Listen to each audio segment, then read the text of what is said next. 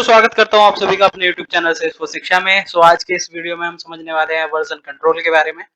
What is version control, क्या problem है अगर हम वर्जन कंट्रोल यूज नहीं करते हैं, और क्या एडवांटेजेस हैं अगर हम यूज करते हैं, कितने टाइप के होते हैं, और हम कैसे इंस्टॉल करेंगे गिट को। तो ये सारी चीजें हम देखने वाले हैं आज के इस वीडियो में। What is version control? Version control is a system for tracking and managing changes to files over time. जो भी चेंजेस आप अपने कोड पे कर रहे हो, उन सबको ट्रैक करने के लिए, देखने के लिए कि क्या चेंज हुए हैं, तो उस सबको मेंटेन करने के लिए एक सिस्टम है ये वर्जन कंट्रोल सिस्टम। ठीक है। Particularly in the context of Salesforce metadata and code and it involves using tools like git. तो गिट तो एक वन ऑफ द टूल है जिसका हम यूज करके ये सारी चीजें करते हैं, वर्जन कंट्रोलिंग और ये सारी जो भी हम करने वाले हैं आगे। इसके अलावा भी काफी सारे हैं, जेनकिंस हैं और भी काफी हैं जिनका आप यूज कर सकते हो इस पर्टिकुलर चीज को अचीव करने के लिए। ठीक है। So it acts as a central repository for storing all modifications allowing for better developer collaborations. ठीक है। तो ये कैसे कंट्रोल वर्क करता है कि ये स्टोर कर लेता है जो भी मॉडिफिकेशंस कर रहे हो आप उनको एक रिपोजिटरी में, और डेवलपर्स क्या है बेटर तरीके से कोलैबोरेट करके एक दूसरे से अपने कोड पर, अपने प्रोजेक्ट पर काम कर सकते हैं। ठीक है। It helps track changes to text file, Salesforce metadata, profile, custom objects and custom Apex code. तो ऐसा नहीं है कि सिर्फ कोड है, जो भी आप कोड लिख रहे हो उसको ये ट्रैक करता है, बाकी की जो मेटाडेटा है जैसे कि आप प्रोफाइल ले लो, कस्टम ऑब्जेक्ट फील्ड वगैरह ले लो, उन सब में भी जो भी चेंजेस हो रहे हैं वो भी आप इसके थ्रू ट्रैक कर सकते हो वर्जन कंट्रोल सिस्टम के थ्रू। ठीक है। So version control is at the heart of modern DevOps. तो मॉडर्न डेवऑप्स जो है इसका हार्ट, इसको आप बोल सकते हो। डेवऑप्स क्या है? The merger of development and operation. Development का और ऑपरेशंस का, उसका क्या है? एक मर्जर है जिसके जिसको आप क्या बोलते हो? डेवऑप्स बोलते हो। तो उसकी डेफिनेशन से भी आप समझ सकते हो, DevOps development, dev, and ops means operation. ठीक है। Process for Salesforce. आगे चलते हैं, देखते हैं problem without version control system की क्या प्रॉब्लम है जो बिना वर्जन कंट्रोल सिस्टम के हमारे हमको आ सकते हैं। तो सपोज दो तीन डेवलपर है हमारे पास, सचिन, कार्तिक एंड ओजस। तो ये तीनों डेवलपर काम कर रहे हैं। So meet Sachin, Kartik and Ojas, three skilled developers working on a new Salesforce app. कि ये एक नए सेल्सफोर्स ऐप पे काम कर रहे हैं तीनों, लॉन्चिंग टुमारो, जिसका लॉन्च है कल। ठीक है। Sachin and Kartik are coding in separate developer org. ये सचिन और कार्तिक जो है सेपरेट डेवलपर ऑर्ग में काम कर रहे हैं। Ojas is working in a sandbox, Ojas sandbox में काम कर रहा है। Sachin update a shared Apex class handler and send it to sandbox. तो सचिन क्या करता है? एक शेयर्ड एपेक्स क्लास को, जो शेयर्ड है तीनों के बीच में, वो तीनों उस पर काम करते हैं, उसमें क्या करता है? कुछ अपडेट कर देता है और सैंडबॉक्स में सेंड करता है। Kartik does the same, Kartik भी सेम यही चीज करता है कि वो भी कुछ चेंज करता है उसके में क्लास में और उसको सेंड कर देता है सैंडबॉक्स में। अब व्हाट कुड गो रॉन्ग? अब यहाँ क्या गलत हो सकता है? ठीक है। There is no merge process, कि यहाँ कोई मर्ज प्रोसेस नहीं था। One update can overwrite another, एक अपडेट दूसरे के कोड को क्या कर सकता है? ओवरराइट कर सकता है। सपोज सचिन ने पहले कोई कोड लिख के वहां पे पुश किया, ठीक है, तो सचिन का जो भी अपडेट था वो सैंडबॉक्स में चला गया। अब कार्तिक ने अपना कुछ लिखकर पुश किया, तो कार्तिक का जो था वो सैंडबॉक्स में चला गया, वो क्या कर सकता है? कोड को ओवरराइट कर सकता है। ठीक है। If Ojas made changes in the sandbox, they could be lost with no way to recover them. अब ओजस कुछ चेंजेस करता है अगर सैंडबॉक्स में, तो वो चेंजेस लॉस हो सकते हैं जो आए थे, और उनको हम रिकवर नहीं कर सकते। वो कुछ भी, कहीं भी कोई ऐसा तरीका नहीं है जिससे हम वो चेंजेस को लेके आ सकते हैं। The team is careful and experienced, team careful है और एक्सपीरियंस्ड है, but coordinating like this takes time and effort. कि अगर आप इस तरीके से कोऑर्डिनेट करके काम कर रहे हो, सपोज आप कोऑर्डिनेशन आपका तीनों डेवलपर्स के बीच में अच्छा है, तो आप क्या करोगे? उस केस में बैकअप करोगे, हर टाइम पे बैकअप लोगे। ठीक है।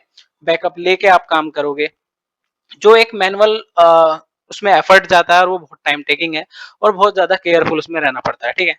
That could be used building great features. ठीक है। Without realizing it, they are being held back by their tools. With better collaboration tools, they could work faster, safer and more efficiently. तो अब क्या है? उनको ये मतलब अगर वो वर्जन कंट्रोल, ये जो टूल्स हैं इनका वो यूज करते हैं, तो उससे अच्छे से कोलैबोरेट कर सकते हैं एक दूसरे के साथ, फास्टर तरीके से काम कर सकते हैं, एक सेफर तरीके से काम कर सकते हैं, और जो कि बहुत ज्यादा क्या रहेगा, उन सभी के लिए एफिशिएंट रहेगा। ठीक है, तो ये तो एक प्रॉब्लम है जो फेस कर रहे हैं तीनों developers. So problem without version control, जो अभी हम डिस्कस भी कर रहे थे, कि अब इसको मैं कुछ स्टेप्स में यहाँ पे ब्रेक डाउन कर देता हूँ, कि Sachin and Kartik are working on the same FS class in different developer, और कि वो डिफरेंट डेवलपर org में काम कर रहे थे। Ojas is also modifying components in the sandbox, they are pushing their changes manually without knowing what the other are doing. This causes conflicts, lost work and wasted coordination effort. ठीक है, तो ये problem हमारे को आई। अब वर्जन कंट्रोल क्यों, क्या need है इसकी, मतलब इस पर्टिकुलर प्रॉब्लम को सॉल्व करने के लिए। सो वर्जन कंट्रोल का जो पहला पॉइंट है, ट्रैक एवरी चेंज। पहली चीज तो ये सारे चेंज को ट्रैक करता है। Version control system VCS track changes to code, metadata और configuration. Every update is recorded. ये इंपॉर्टेंट है कि जो भी अपडेट आप कर रहे हो वो रिकॉर्डेड है। Who made it, when and what changed, कि कब किसने किया, किस टाइम पे किया और क्या चेंज किया। If something breaks they can go back in time. अगर कुछ भी ब्रेक होता है वो बैक जा सकते हैं, वहां से कोड उठा सकते हैं और चीजों को वापस से बिल्ड कर सकते हैं। तो इनेबल सेफ पैरेलल वर्क, और पैरेलली क्या कर सकते हो, आप वर्क कर सकते हो, सेफ तरीके से वर्क कर सकते हो। Each developer work on separate branch और वर्जन ऑफ द प्रोजेक्ट। देखो कुछ ये थ्योरेटिकल आपको लग रहा होगा, लेकिन ये जरूरी है हमारे लिए समझना कि जो भी हम सीखने वाले हैं या करने जा रहे हैं आगे, वो हम क्यों सीख रहे हैं। ठीक है, तो इसलिए मैंने यहाँ पे कुछ नोट्स बना रखे हैं और मैं आपके सामने रीड आउट कर रहा हूँ कि each developer work on separate branch और वर्जन ऑफ द प्रोजेक्ट। हर डेवलपर सेपरेट ब्रांच पे काम करेगा और वर्जन पे, जो भी इस प्रोजेक्ट का वर्जन है, तो वो सेपरेट अपने ब्रांचेस पे हर डेवलपर काम करेगा। They can build features of fix bugs independently. तो वो जो भी अपने बग्स हैं वो इंडिपेंडेंटली फिक्स कर सकते हैं। No risk of overwriting each other work, because repository उनके पास है, वो वहां से डेटा पुल कर लेते हैं और उस पर काम करते हैं। ठीक है, तो सभी के पास अपना अपना उसमें, सभी की अपनी अपनी ब्रांच है, अपने अपने ब्रांच पे काम कर रहे हैं, तो ये सारी चीजें हैं। ठीक है, no risk of overwriting each other work, कि कुछ भी, ये सारी ब्रांच, ये जितने भी टर्मिनोलॉजीज है हमें आगे आगे और क्लियर हो जाएंगी। तो no risk of overwriting each other work, यहाँ पे ओवर राइट का कोई भी रिस्क नहीं है एक दूसरे के काम का।